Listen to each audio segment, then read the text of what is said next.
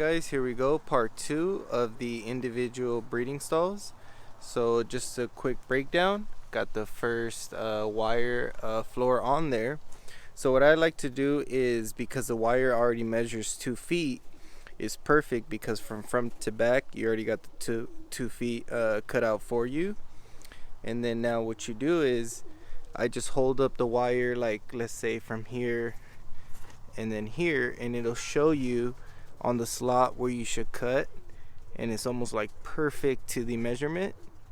So real easy cut. And then this is the hardware I like to use, which is like the bulkhead.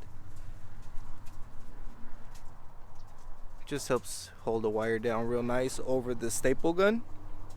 Got all 3 sections of the wire floors done. On our first sheet of plywood, just for a quick explanation for those guys that are going to be following the build, what you're going to want to do is, you're going to take your first sheet of plywood and you're going to measure, I believe it's 63 inches from here to the top of the box. So you're going to cut 63 inches off the back side all the way across, and then these come in 8x4. So you're going to cut the 63 by 4 you have left right down the middle, which will give you 2 by 63, and you'll be using the one side for your one side and then the one side for your back side. Alright guys, so just like that, we have one box about 50% done. So real quick, as far as our droppings tray, so like I said, I send one of these 1x1s back there, and then I put one of these screws here, just so when I do that, it guides me back here on where I need to put one right above it. And then I'll take this one back out just so I have a guidance, so we can have our slider slash slot for our tray. Have our tray done.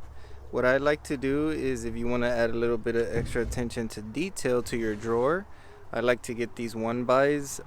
They're a 1 by 1.5, and it just adds that little extra look to your drawer. Real nice and neat. I'm gonna continue to finish building everything. The measurements on the plywood, same thing, 2 feet deep by 32 wide. Just want to give yourself a little bit of a gap so you can slide it right in and out. Makes it look real neat. So that's pretty much how you complete the 3-pack. What we're gonna do next is we're gonna add the doors, and then we're gonna add our existing 3-pack to make it a 6. Alright guys, so quick progress update with the old and in with the new, like they say.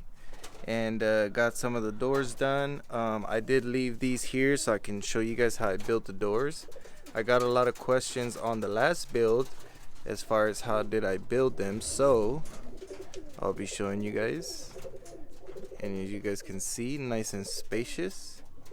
The birds now have their space to breed their babies, and then here they get their room to flap around and stretch their wings if they would like to.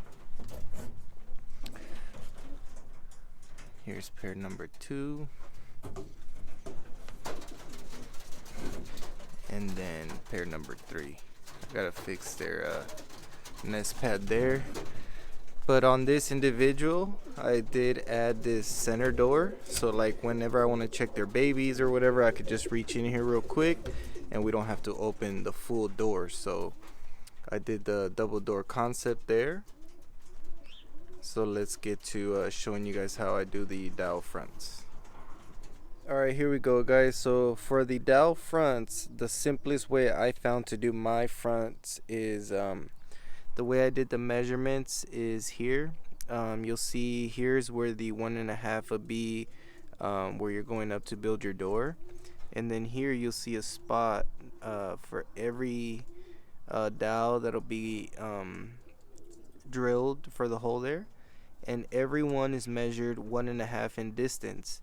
Now what I did for myself to be able to skip time and make it smoother and faster is I measured out the first one 1.5 in gap each one, and then I just traced each one material that I need. So for your door, you're gonna do a 32-inch length, and then like I said, your doors are gonna be 16 tall, so you'll do 12 and a half on the which we already have cut out here. 12 and a half to build your door. And for the dowels, I did a you'll see right here, 3/8. Let's see if I can get this to zoom in. Maybe not. But this is a 3/8 dowel, and then I got a 3/8 drill bit. Luckily, I have my drill press, and I did it with that. So you could do it with a drill press or a drill, regular drill with a drill bit. Just try to get it as even as possible, so when it's all done, your dowel fronts are nice and even. Alright guys, so here I got my handy dandy press from the 1980s, which works lovely.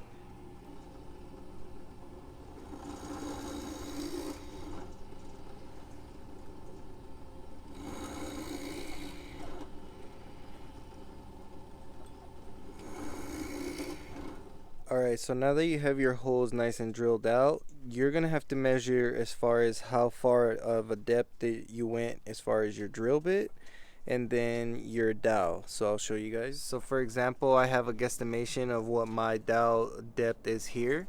So which is about maybe half of what the measurement of the wood is, which is 1.5. That'll leave us at about 3/4. And I did the same thing here at the bottom, as you guys can see. So from experience, the dowel never falls like exactly into its depth, so you want to give yourself some room, and that's pretty much how I line it up. Alright, so now after you have your dowels cut out, what I like to do is I like to put them into the first slot, which is going to be either your top or bottom piece. And what I did was also just real quick, I got a 36-inch by the 3/8 dowel, which will give you 2 pieces out of the 36. And for me, and the distance and the measurements we're using here, it asks for 5 dowels, so you're gonna need 10 per door. Just for those guys that are gonna be doing this, you'll know the amount of material you'll need, so just multiply 10 times 6, you need 60 dowels. So to start assembling the door, what I like to do is get one side of the dowels all pushed in, nice and aligned, and then you see we have our room here to play with, and once we push it down, it's gonna squeeze into one piece. Alright, and just like that, we have our door frame assembled. I don't have them screwed down yet. As you can see, our 12 and a half fall right into place, all 4 of them. And like I said, once you sandwich this together, it's all gonna fall into a one piece door frame. Now what I did for our door, it measures 12 and a half by 7 and a half, so that'll be your leftover measurement here for your small door. Gonna go ahead and build a door, finish putting it together, and put our 6-pack individual with our birds finally all assembled. Alright, so we have all our doors finally installed. Got our pairs in here. Everybody's looking real nice and happy. Looking real nice and lovely.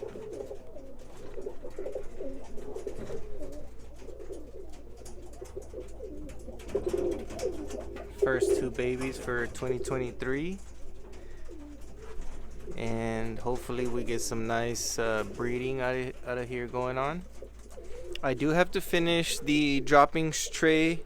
I just wanted to show you guys the doors all finalized. I'm gonna add a front to it, and then we're gonna add a roof. So that's gonna be on part 3. If you guys would like to add the roof and the front, like I'm going to, or you can just simply add some nice little hook locks here so your doors don't swing open.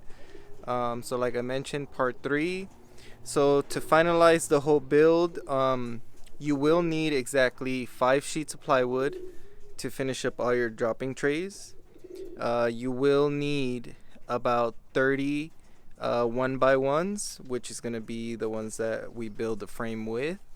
And then if you guys follow the build, you guys seen how many we need to cut, the length, the size, The boxes sit 6 feet tall, 3 feet wide, and then 2 feet in depth, as far as space what the birds get. So gonna go ahead, finish it up, wrap up the droppings tray. I will keep you guys updated on part 3 on the final outcome.